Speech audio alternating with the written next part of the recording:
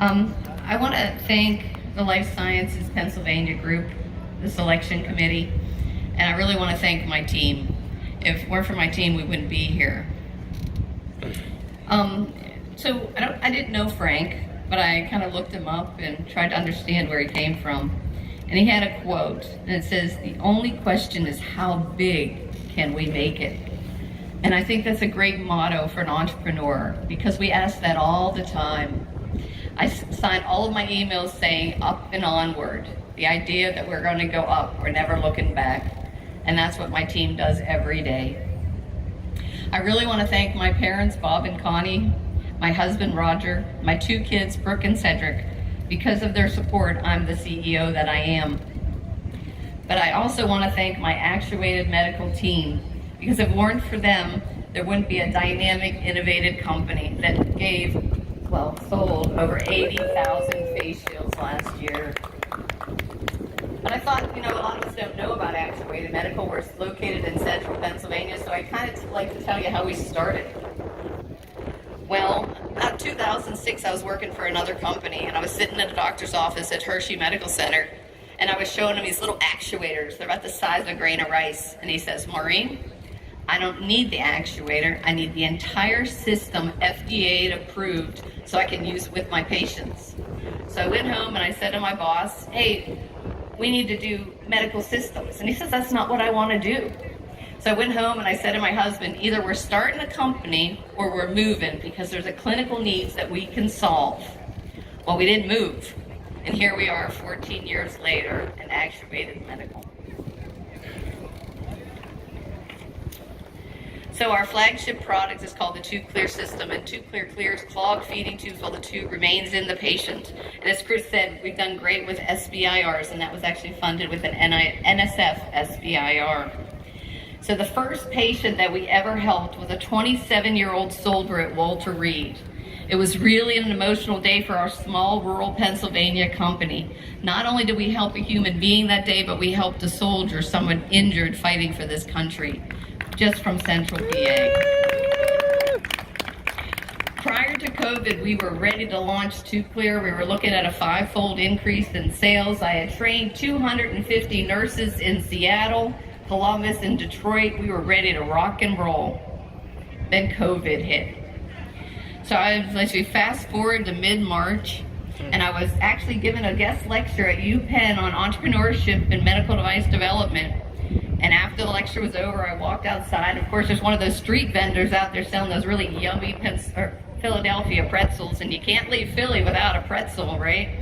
And he says, "They just shut down 5 schools for some virus. That's really strange." Well, about 2 days later, the governor shut down the state of Pennsylvania. So our team looked and we said, what can we do to help? We really wanted to do something. The funny part is we're a life science company, and Life Science PA sent this little letter out that said we were exempt. So we took that letter and we stuck it on the wall of the company in case the police wanted to know why we were still working. But anyway, we realized there was a PPE shortage, and so we started making face shields. Has anybody here played the game Whack-A-Mole? Well, that's what it was like during that time period, sourcing materials. On Sunday afternoon, we walked into the vacant lot next to us. It was a building that our landlord owned, and I called her up and I said, "We need that spot to make these face shields." And she said, "Sure, you can have it. Well, you can just, do rent by the month." And we said, "All right, that's awesome, let's do it." So our team jumped into action, cleaned up the facility, and was ready to go. On Monday, we thought we had secured the polycarbonate for the face shields. Within 2 hours, the vendor called us back and said, "While I was writing the order, somebody sold it from under you." So we searched and searched, and we found more polycarbonate in California. But we also knew that we needed to get those face shields out, so we air freighted the first set of polycarbonate, spending over $9,000 because we wanted to get those face shields out within the first 7 days, and we did it. Well, as I said about Whack-A-Mole, right? So face shields, finding the plastic was really tough during that time, but finding the elastic was even more difficult. So anyway, I put on Facebook and I said, "Does anybody know where we can get elastic? We can't find any elastic." And one of my friends said, There's this little Amish store in Milheim, and the woman that runs its name is Verna. Call Verna and see if she has any elastic. Well, Verna did have elastic. So we sent our business administration person over there. And you know, we all think about Harry Potter. You know, Harry Potter got this little store, you open the door and this is wizard world behind it. Well, when he got to Verna's store, he opened the door and she had fabric from this floor to the ceiling down this long hall. It was totally a Harry Potter moment. Well, anyway, our team went with the flow, thinking out of the box and making sure we could continue delivering those face shields. The community became aware of our face shields. So we had parents calling us saying, can you do face shields for kids? And of course we did. We innovated that.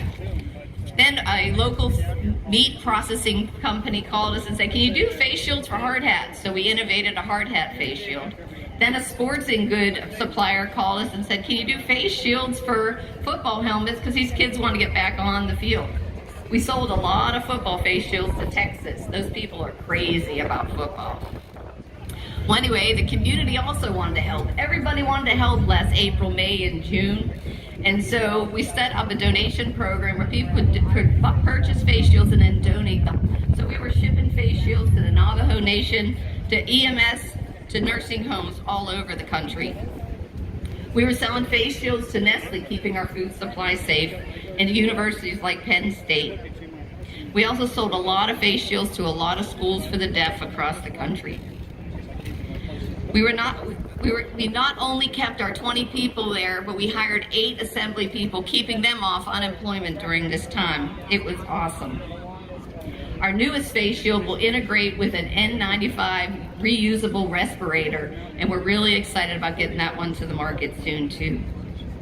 Actuated's motto is up and onward, and Actuated continues to move up and onward. Thank you so much for this honor. I'm happy to be here.